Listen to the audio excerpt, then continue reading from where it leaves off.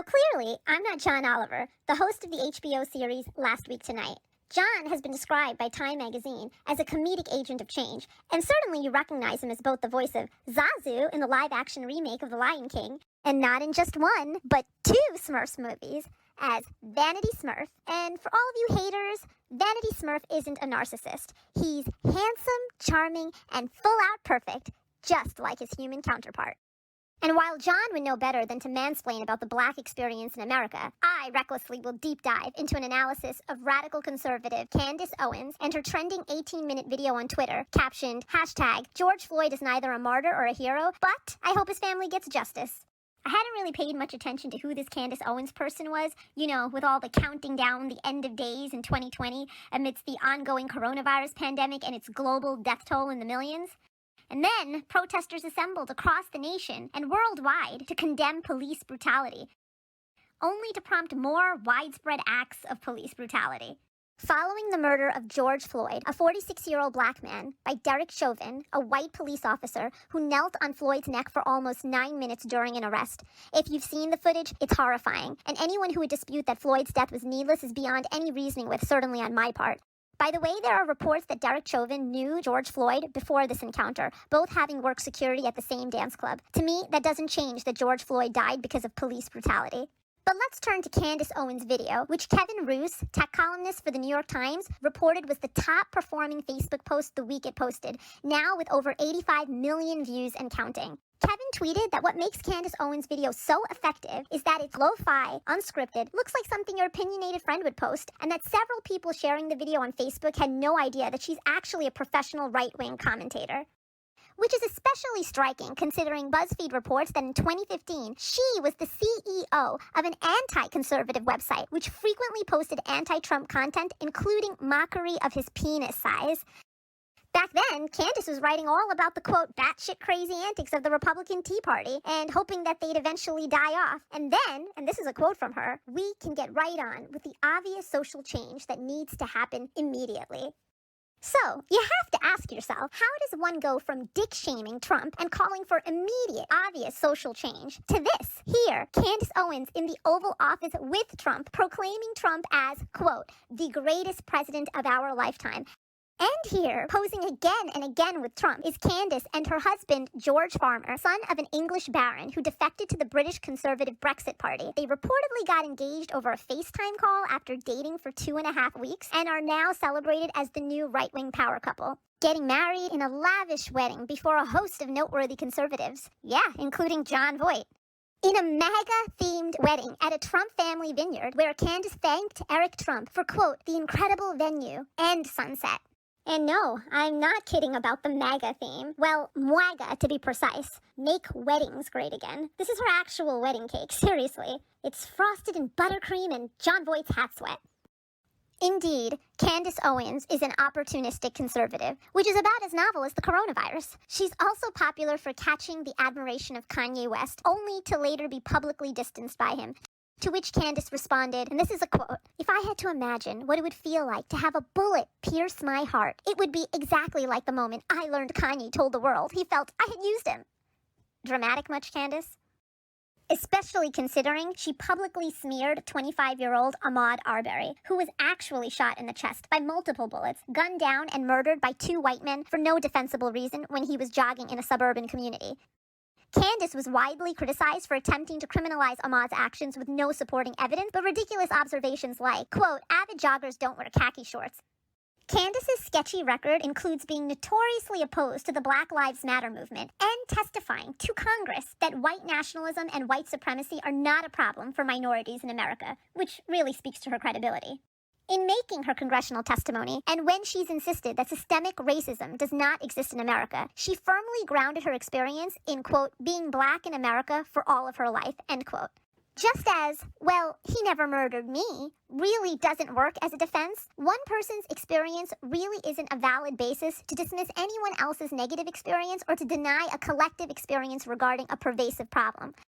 When Candace Owens dismisses systemic racism simply because she, as a black woman, made it, that is not persuasive. Come on, that would be like claiming the underground prison in Dark Knight Rises doesn't exist or is readily escapable just because Talia al Ghul was able to climb her way out of the pit. And that too, thanks to Bane getting his beautiful face ripped off. So, now on to unpacking Candace's video, which I'll be jumping all around, much like her arguments. Candace states that she does not support George Floyd and the media depiction of him as a martyr for Black America, which is the sloppy premise on which she stacks her other arguments.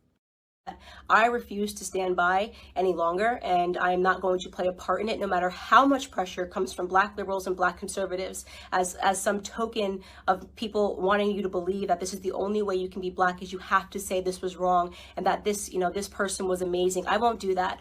George Floyd was not an amazing person. That's a false choice right there. You don't have to argue that George Floyd was an amazing person to recognize that how he died was wrong. Candace proceeds to discuss George Floyd's criminal record when, again, it isn't relevant to determining that he was unjustifiably killed. Our laws are clear on that. But hey, if she isn't personally sympathetic to individuals with criminal records, I guess she wouldn't be alone. And if that were the whole point of her video, then I probably wouldn't have bothered rebutting it.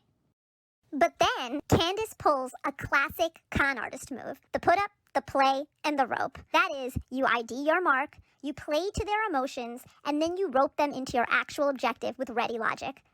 Because according to experts, like psychologist Maria Konnikova, the best con artists aren't the easily spotted, shifty-eyed, clear liars, but the ones like Candace, well-spoken, charismatic, seemingly logical and reasonable, who rope you in to make you complicit in your own undoing.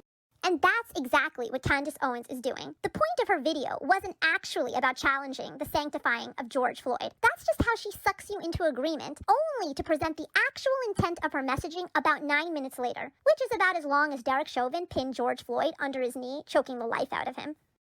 But why are we pretending that this criminal should be upheld as a citizen, as a martyr in Black America? A martyr for a fake narrative, by the way.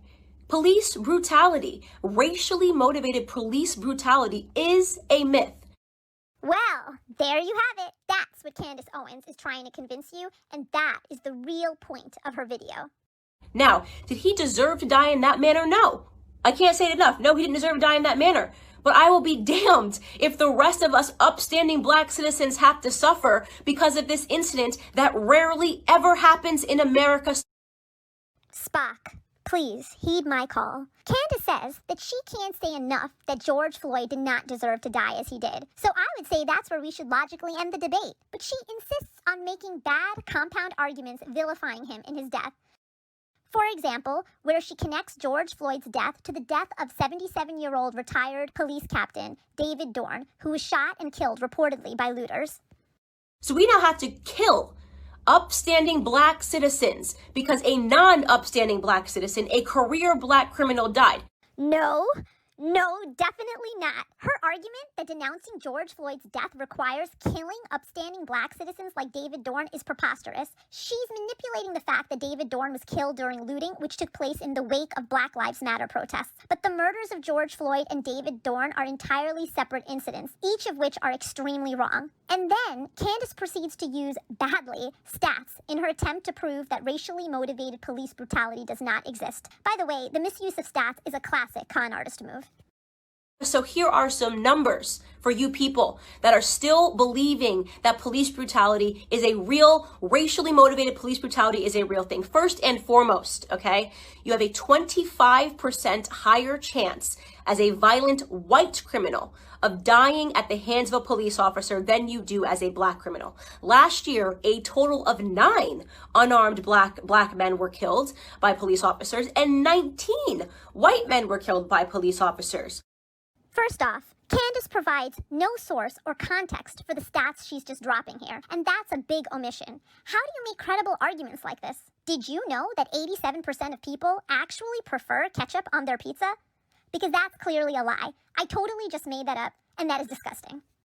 And you can Google any number of studies, like go to Wikipedia, my premier research source, and there are studies you'll see, like The Guardian in 2015 finding that unarmed Blacks were 3.49 times more likely to be shot by police than were unarmed whites. For those of you that aren't good at mathematics, right, you might be thinking, oh, but Candace, white people represent 60% of the population and black people represent just 13% of the population. Actually, Candace, it doesn't make you bad at math to account for the characteristics of the overall population. It could actually make you better at statistics. As verified by Snopes, quote, analysis that is based on nothing more than absolute numbers and does not take demographics into account is inaccurate and misleading. It doesn't matter what percentage of the population you represent. It matters what percentage of the violent criminal community you represent. Did you catch that? That switch in her unidentified stats? She's now mixing in violent criminals when George Floyd clearly wasn't committing a violent act when he was killed. He wasn't even being arrested in the first place for a commission of a violent act. So, after skewing the issue, Candace attempts to account for the overall population. And unfortunately, black community commits a disproportionate amount of crimes compared to the white community. Let me tell you, 6% of the population, right? Black men, 6% of the population account for 44% of all murders in this country, according to 2018 statistics. That is what you call a gap. And yet white people who represent 60% of the population, we represent 13, black men are 6%, only represent 50% of all the murders, right? That makes no sense. That makes no sense. Actually, Candace, it doesn't make any sense. Even if we take at face value the stats she's using, which we shouldn't, did she ever stop to consider, maybe, I don't know, more white people are getting away with murder? Emmett Till was a 14-year-old boy who was lynched in Mississippi. In 1955, an all-white jury found his white killers not guilty of Emmett's kidnapping and murder. After which, his killers publicly admitted their crimes for a magazine interview in which they were paid thousands of dollars, knowing that double jeopardy would protect them from being retried for the murder. That's them, after their acquittal, celebrating getting away with murder. Emmett Till, he was just 14 years old, murdered, and not a day spent in jail by his killers. 65 years later, his family still awaits justice, with the FBI reopening investigations in the last 3 years, even though his killers are now dead. Though it drew national attention at the time and was a catalyst in the civil rights movement. Honestly, how many of you can say you knew about it today? I find it stunning that throughout my standardized education, including higher education, not one teacher in any history or other lesson ever uttered the name of Emmett Till. I mean, do I have to even ask the horrible question for you to empathize? Imagine this happened to your child, the outrage you would feel. Would you put any stock into a criminal justice system that allowed the killers to go free, get paid for it, and live out their days? And this kind of injustice repeats itself into the present day. Is it so hard for Candace to conceive of whites getting away with crimes when the majority of police officers, prosecutors, and judges are, you know it, white? According to HuffPost in 2019, 95% of elected prosecutors were white. And in another study by the Brennan Center for Justice, a nonpartisan law and policy institute, found that state Supreme Courts across the country fail to reflect the racial, ethnic, and gender diversity of the communities they serve, because most judges are, you got it again, white men. But really, I'm not even verifying any particular stats. I'm just exposing Candace for how she's using stats to make bad arguments. Please, people, whenever you see anyone doing this, that's when you should be ever more vigilant to question not only their sources, but the manner in which the stats are being used. Candace attributes her messed up thought process to an implant in her head by a fellow conservative. I recently came across something that was an idea that was planted into my head by Shelby Steele, and it has been something that I cannot forget. It is something that will stick with me for the rest of my life, and it is something that I hope for the Black Americans that are watching will stick with you for the rest of your life. Shelby Steele said that the Black community is unique from other communities. Our culture is unique from other communities because we are the only community that caters to the bottom denominator of our society. Now, let me explain what that means. It means to say that not every Black American is a criminal, not every Black American is committing crimes, but we are unique in that we are the only people that fight and scream and demand support and justice for the people in our community that are up to no good. Wow, that's not only awful for her to disparage her own community in this way, it's also debatable. Thomas Lane, one of the 4 officers charged in the death of George Floyd, was hired to the Minneapolis police force despite having previously been convicted of 7 criminal offenses, including obstructing the legal process and property damage. Isn't that a doozy? And damn you, Lane, for that property damage. That's for those out there more bothered about the looting of Target than the callous murder of human beings. So, what was Candace's stated motive in propagating all this BS? Well, she claims it's this. They get ahead. Black conservatives get ahead because we don't subscribe to this narrative. Anyways, this is just a rant because I have been feeling super annoyed at these depictions in society. I have no apologies here to make. George Floyd is not my martyr. He can be yours. That's all I have to say to Black America. But is Candace really speaking to Black America, who would know by their shared experience that the inequity in their circumstances is not because of their failure to subscribe to a false reality? As noted by the Washington Post, a big part of Owens' appeal is just that she is a young Black woman who unabashedly supports Trump, when just 4% of Black women voted for him in 2016. And according to Corey D. Fields, a sociology professor at Georgetown University, Candace Owens' chastising rhetoric could turn off more Black people than it attracts. Dr. Field asks, quote, "Is the audience for Candace Owens actually Black people, or white conservatives who don't want to think of themselves as racist, but in some ways want to support an agenda that's racially questionable?" End quote.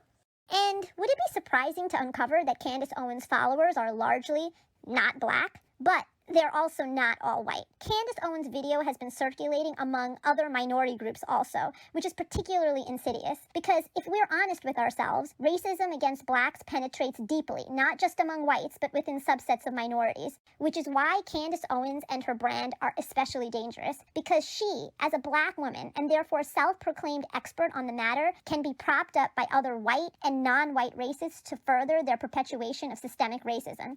Isn't that ironic? You deny a thing to ensure its survival. Let's make no mistake about Candace Owens' true audience. For the con she's perpetrating to get ahead, her mark is not her fellow Black people. And so, it's no wonder that Trump retweeted a Glenn Beck interview of Candace Owens' attack on George Floyd. On the same day, Trump actually stated that improving job numbers made it a great day for George Floyd.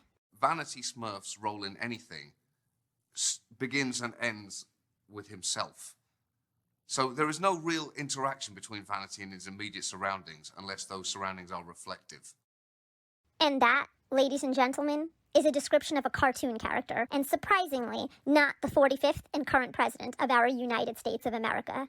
In closing, I strongly recommend that you check out John Oliver's latest episode of Last Week Tonight, available in full on YouTube, discussing the police, and watch in its entirety. It concludes with the perspective of another female Black American, one that is more uncomfortable to hear, but listen anyway.